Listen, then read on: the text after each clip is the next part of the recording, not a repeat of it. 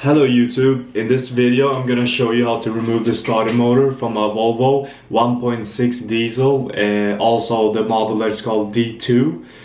I think Ford shares the same engine and also like some French cars, the 1.6 HDI. So I think the job is similar on those models as well. This video was kind of hard to film because I had to focus a lot and it was like outside on the parking lot, you know, I didn't have a lift and it was kind of dirty. So it was a bit hard to film because, you know, you don't have a lot of space to work with. But I tried my best and I put together some clips to help you get the idea of how to do the work and what tools you need.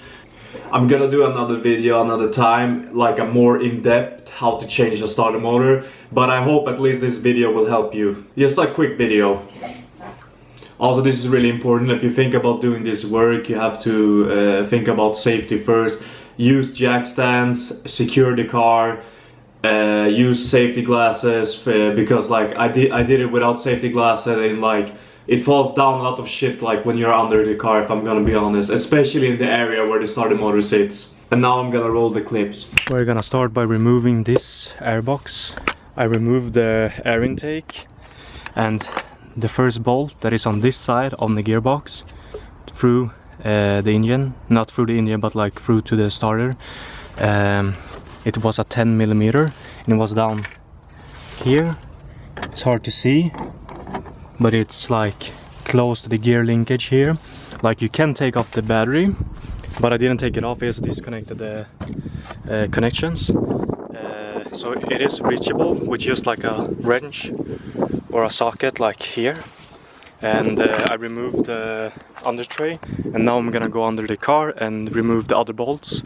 But basically like all starter motors are always located like next to the, like in between the gearbox and the engine, because the starter motor has to rotate the flywheel, so it will almost always be on this side, on the back of the engine, or in the front like here.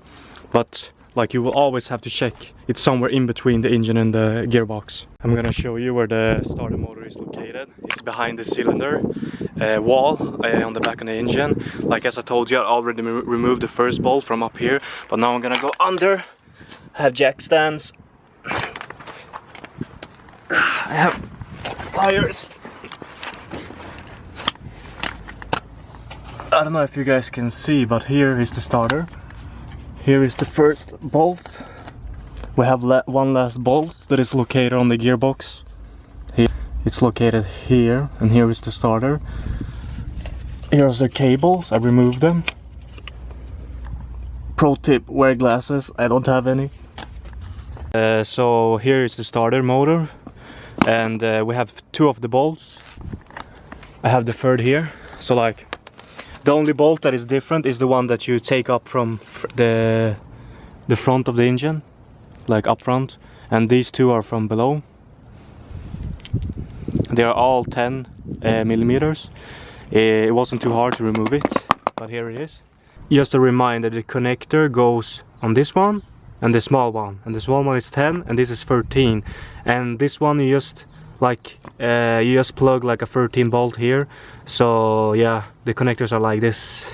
Yes sir. The new starter motor, and this is the way that the bolts sit. One is like this, this one is like that, and this one is like this. So this is the way they're supposed to sit. And here are the two 13mm and one small that is 10. We're gonna put it in now. So guys, it's installed now. And how I reached the 10mm bolts, I used like a ratchet and an extender, and I put the extender first, and then I put the wrench thing behind here, like under everything, and then I reached from this side like this, and just like I pulled it out like this. So basically one bolt from the top. You don't need to remove the battery, just the intake box. So guys, these are the tools that I use for this job. If I'm gonna be honest, this is enough. Like I only needed 13, 10 millimeters and 7 to remove some clamps from like the intake, and also like a small screwdriver. But basically you don't need a lot of tools. I would really recommend like a small ratchet like this one, because it's easier to access, but it wasn't so hard. The only thing is that you have to jack up the car and remove the under tray so you can access the bolts, but it was easy. Here is the old one. It went 35,000 kilometers before giving up, so I would say it's kind of good quality. Let's start it and see. Yes sir. So that's how you change your starter motor on a Volvo, and also other models as Ford, Mazda, C30, Peugeot.